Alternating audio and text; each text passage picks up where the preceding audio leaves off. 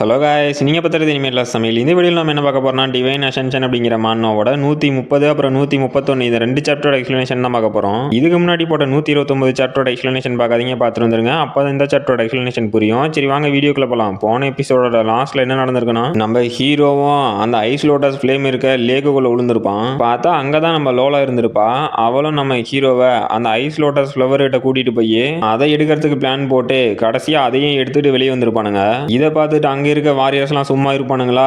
அந்த ice lotus flower எங்களுக்கு தான் சொந்தமாகணும் அப்படின்னு நம்ம டீம் அட்டாக் பண்ண வந்திருப்பானுங்க. அப்போ நம்ம டீம் கூட யார் இருக்காங்க? லியாம் இருக்கான். அவன் பார்த்துட்டு சும்மாவா இருப்பான்? டே நீங்க என்ன பண்றீங்கன்னு பார்க்கறதுக்கு நான் ரொம்பவே ஆர்வமா இருக்கேன் அப்படின்னு வெறியா இருப்பான். இதோட போன எபிசோட் முடிஞ்சிருக்கோம். இந்த எபிசோடோட ஸ்டார்டிங்லயே அங்கே இருக்கணுங்களும், டே நீ தனியா இருக்க, ஆனா எங்க கூட 7th ஆர்டர் படையே இருக்கு, உன்னால எங்களை அப்படி என்னதானா பண்ணிட முடியும் அப்படின்னு சிரிக்கிறான். லியாமோ சைக்கோத்தனத்தோட உச்சத்துல, உன்னோட தியரி நல்லா தான் இருக்கு, ஆனா இதை டெஸ்ட் பண்றது தான் ரொம்ப கஷ்டம், நீங்க என்னடா இன்னும் ஆதி காலத்து ஆளுங்களாவே இருக்கீங்களே அப்படின்னு சிரிக்கிறான். அப்ப அந்த ஐஸ் லோட்டஸ் ஃப்ளவர்ல இருக்க எனர்ஜி மறைய ஆரம்பிக்குது. ஹீரோவும் இல்ல இதோட எனர்ஜி டிஸப்பியர் ஆகுது, நம்ம கிட்ட ரொம்ப டைம் இல்ல அப்படிங்கிறான். லியாமோ டே அந்த ஃப்ளவரை லேக்ல இருந்து எடுத்துட்டு வந்த உடனே அது டிஸப்பியர் ஆக ஆரம்பிச்சிடும், நமக்கு டைம் இல்ல, சீக்கிரமா அந்த எனர்ஜி அப்சர்வ் பண்ணுங்க அப்படிங்கிறான். அப்ப ஹீரோவும் அங்க நின்றுட்டு இருக்க வாரியர்ஸை பார்த்துட்டு என்னங்கடா இங்க குப்பை மாதிரி லூசர்ஸ் இருக்கானுங்க அப்படிங்கிறான். லியாமோ ஆமாண்டா தம்பி, நீ சொன்னது 100க்கு 100 உண்மைதான் அப்படின்னு சிரிக்கிறான். அப்ப ஹீரோவும் என்ன நிறைய டைம் லோலா ப்ரொடெக்ட் பண்ணிட்டா, இந்த டைம் நான் உன்னை ப்ரொடெக்ட் பண்றேன், நீ அந்த எனர்ஜியை போய் அப்சர்வ் பண்ண அப்படிங்கிறான். லோலாவும் நான் இப்ப என்ன பண்ணிட்டோம் அப்படின்னு யோசிக்கிறா. டாக்டரும் இல்ல உங்க 2 பேத்தாலையும் அவனுங்களை சமாளிக்க முடியாது அப்படின்னு கத்துறாங்க. ஹீரோவும் அட டாக்டரே நீ லோலாவை மட்டும் ப்ரொடெக்ட் பண்ண, இந்த முட்டாளுங்களை நான் பாத்துக்கிறேன் அப்படிங்கிறான். அவங்களும் இருந்தாலும் உன்னால இதை சமாளிக்க முடியும்னு பாக்குறாங்க.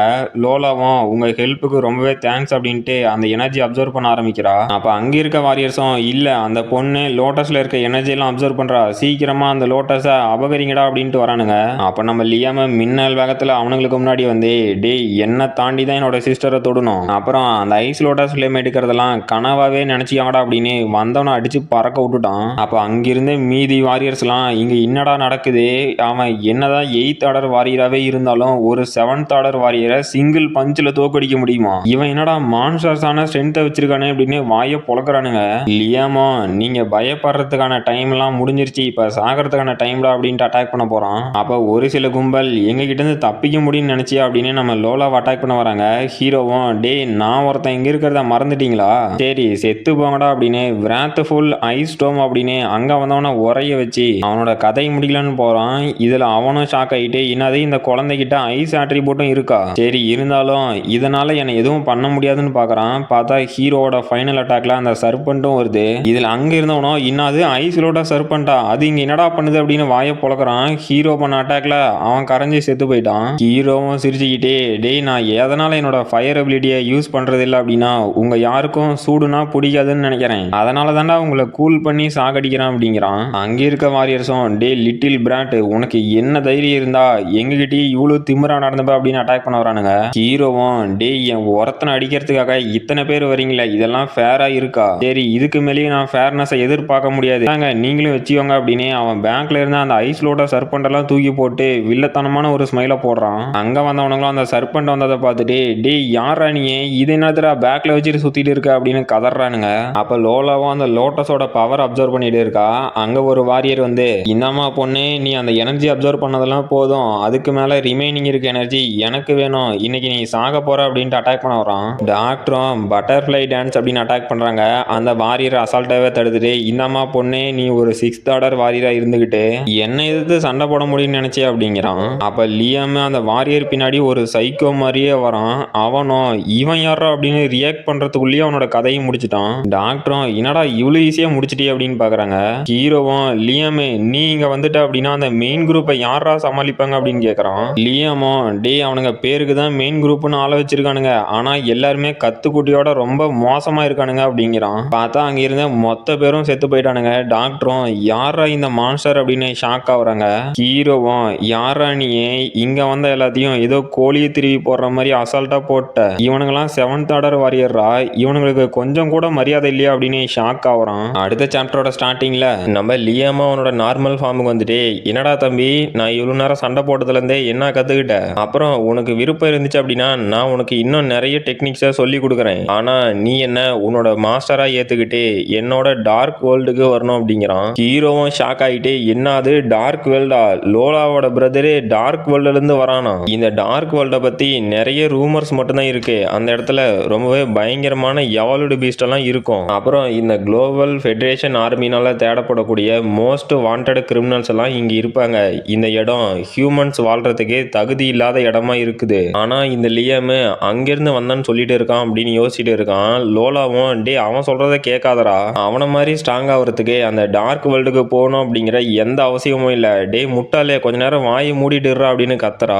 லியாமோ லோலா நீ அந்த எனர்ஜி அப்சர்வ் பண்றதுல மட்டும் ஃபோக்கஸ் பண்ணு, தேவையில்லாம இந்த குழந்தை பையன் மேலெல்லாம் அக்கறைப்பட்டுக்கிட்டு உன்னோட கான்சென்ட்ரேஷனை லூஸ் பண்ணாத அப்படிங்கிறான். பார்த்தா நம்ம லோலாவோ வாயை மூடுறா அப்படின்ட்டு வாயிலிருந்து ரத்தம் கக்கறா. ஹீரோவும் லோலா உனக்கு என்னாச்சு அப்படின்னு கத்துறான். லியாமோ நான் தான் சொன்னேன்ல அந்த ஐஸ் லோட்டஸ் ஃப்ளேமியோட எனர்ஜி அப்சர்வ் பண்ணும் போது நீ கான்சென்ட்ரேட்டோட இருக்கணும், அப்படி இல்லைனா இந்த மாதிரி தான் நடக்கும் அப்படிங்கிறான். ஹீரோவும் டே அதை விட்றா, இப்போ லோலாவை எப்படி காப்பாத்துறது, உன்னோட சிஸ்டர் இந்த மாதிரி கஷ்டப்படும் போது பார்த்துட்டே தான் இருக்க போறியான்னு கேட்குறான். அவனும் என்கிட்ட ஃபயர் ஆட்ரிபியூட் இல்லை, நான் என்ன பண்ணட்டும் அப்படின்னு பார்க்குறான். ஹீரோவும் என்னது ஃபயர் ஆட்ரிபியூட்டா, அட என்கிட்ட தானே கிரிம்சன் லோட்டஸ் ஃப்ளேம் இருக்கு, அப்படின்னா என்னால் அவளை சேவ் பண்ண முடியல அப்படின்னு அவனோட பவரை யூஸ் பண்ணி லோலாவோட கல்டிவேஷனை ஸ்டேபிள் பண்ணுறதுக்கு ஹெல்ப் பண்ணிக்கிட்டு என்னங்கடா டன் கணக்கில் சோர்ஸ் எனர்ஜி யூஸ் ஆகுது, இப்படியே போயிட்டு இருந்தா நான் எப்படி இவளை சேவ் பண்ணிட்டோம் அப்படின்னு அவனோட சோர்ஸ் பவர் தீர தீர அல்ட்ரா கிறிஸ்டல்ல இருக்க சோர்ஸ் பவரை ஒரே சமயத்தில் அப்சர்வ் பண்ணிட்டு இருக்கான். லியாமும் இதை பார்த்துட்டு